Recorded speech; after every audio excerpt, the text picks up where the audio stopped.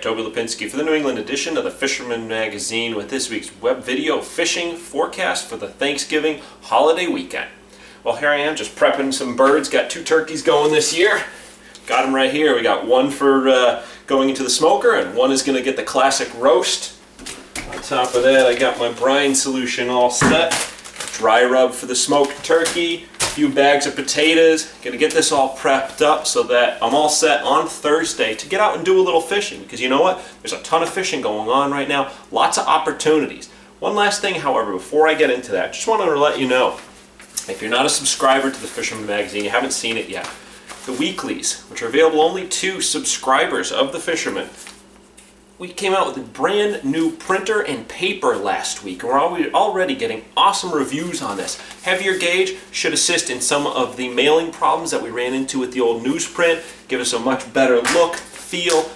Hopefully you appreciate it and agree with us. It's a much better product. Again, available to subscribers of the Fisherman magazine. Not just those monthly issues that you see every month at your local tackle shop and newsstand. You get the Fisherman magazine weekly throughout the fishing season, April through November, every single week delivered to your door. So check it out. We got awesome new paper. Looks great. Also of note, as I said, obviously this week, Thanksgiving, we got a bunch of Black Friday sales going on. Many of our advertisers, I talked to Joe Thomas at River's End Tackle in Old Saybrook. He's got a big 2-day sale going on in the shop with the vast majority of in-stock items available 20% off.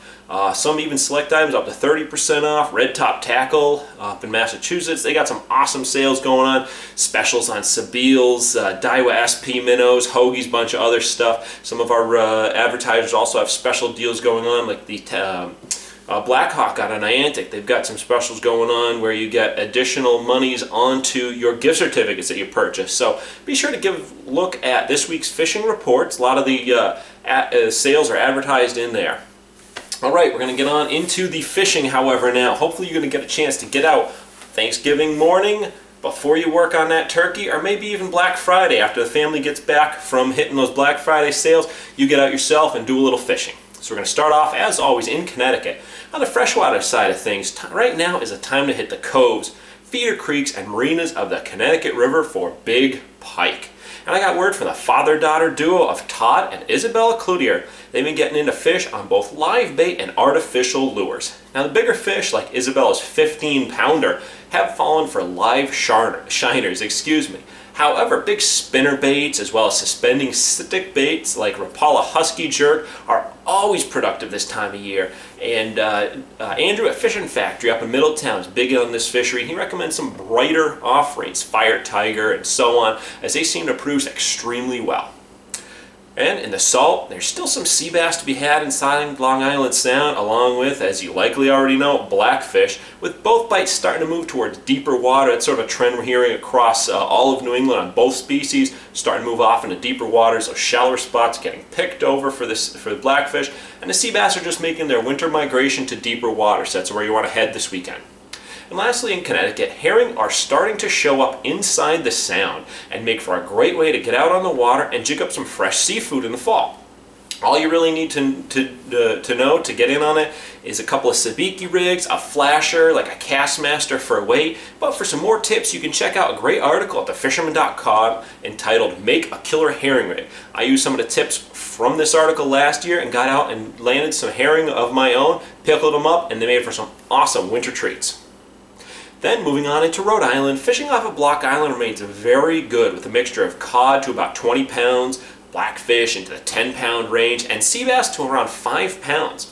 There are times we've also had some good shots of large scup, flounder, bluefish, even got word of a few weak fish landed out there on a recent trip aboard the Francis fleet. Now all the party boats are sailing out of Snug Harbor, and Point Judith are an awesome option this weekend. Got some decent weather, should be able to sail. It's been a limiting factor somewhat lately. The winds and storms that have rolled up have made it somewhat difficult, but we should have a good little forecast coming. Weekend should be really good.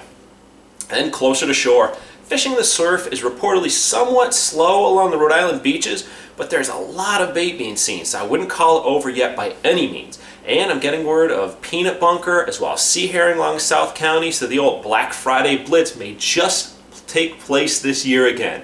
By day, spots around Deep Hole through Quaney are usually best, with the breachways producing your best shot by night. A lot of anglers, kind of give up on that nighttime bite this time of year in the surf in New England, but I will tell you, those bigger fish, just like spring and summer, come in close to shore at night, so do not ignore it if you're willing to give a shot at night. Then up in Massachusetts, freshwater fishing is a great option right now, and with well over 74,000 trout being stocked this fall, your odds of finding some fish are pretty good.